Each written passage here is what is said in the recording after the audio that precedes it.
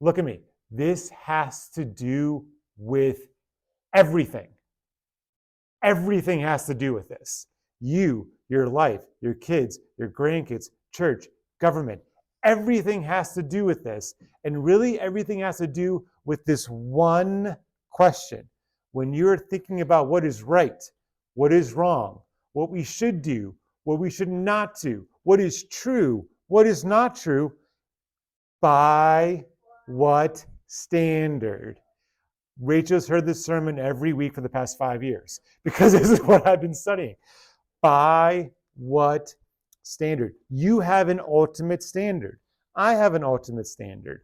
Everyone does. You are appealing to something as your ultimate source of authority, as your ultimate source of truth.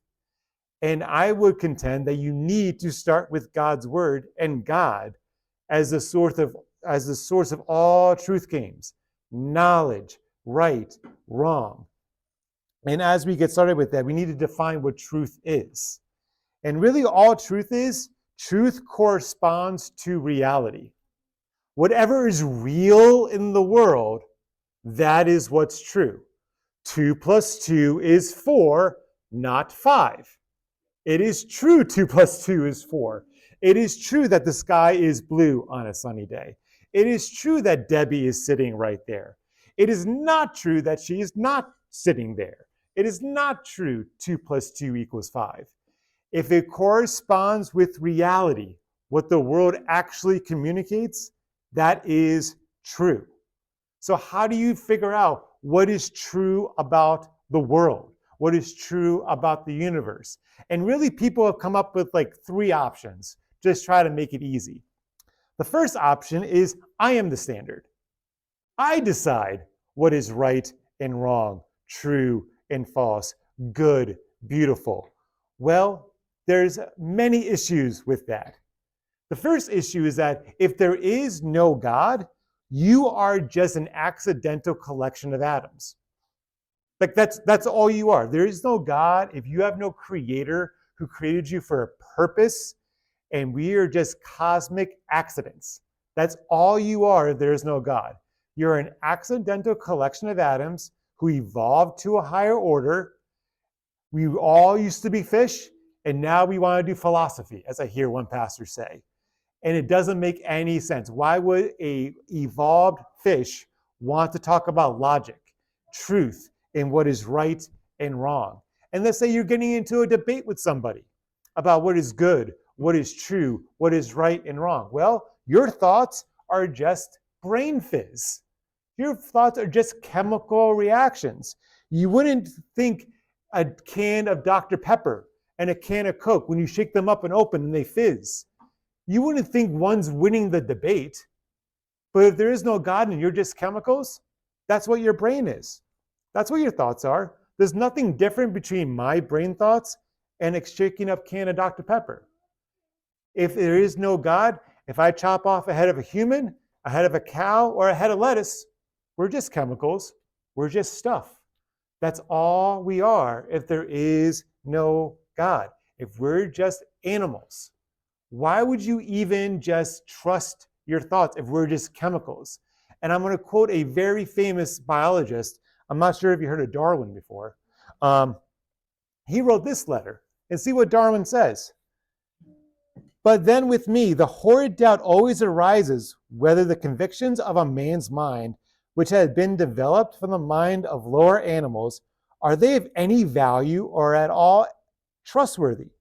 Why would anyone trust in the convictions of a monkey's mind if there are any such convictions in such a mind? If you're just evolved from an animal, why would you trust your thoughts?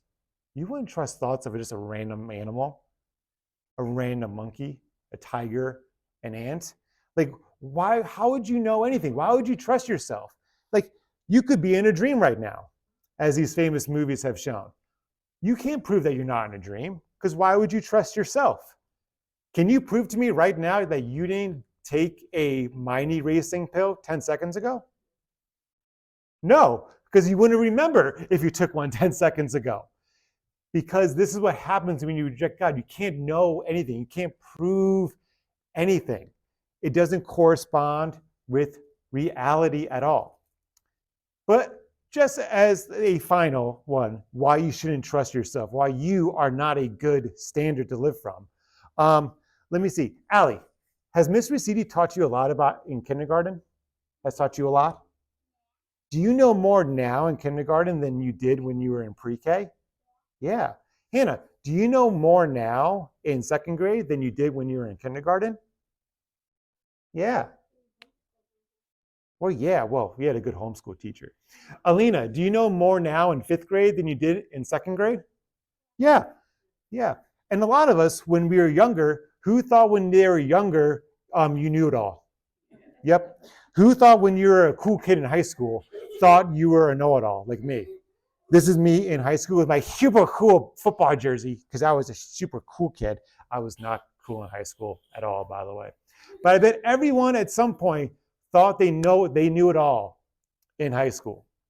And you look back to yourself when you were in grammar school and you're like, wow, I was a fool. I didn't know anything.